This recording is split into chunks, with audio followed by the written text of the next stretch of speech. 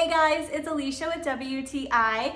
To me, the perfect summer dress has to be cute, comfortable, and very, very flowy. So this dress from Vintage Clothing checks all of the boxes for me. I really, really like it. So I live in an area that the summers are very, very hot. So if I'm gonna wear a dress, it has to be very cool and comfortable.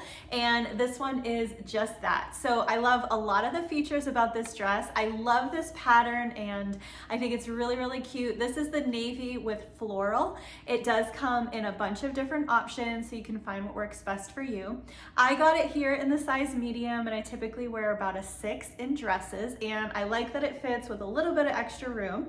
So I also really appreciate these flutter sleeves. I think they're very cute, very feminine. There is a matching belt, but it is removable, so you can take it off and use a different belt if you like.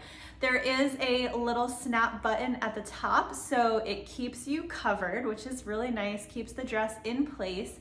And I also love the tiered effect that this dress has. I am 5'2" and it comes just above my ankle, so it's a nice length. And there is a lining that goes to about the knee, just a little bit below the knee. So I really like all of those features.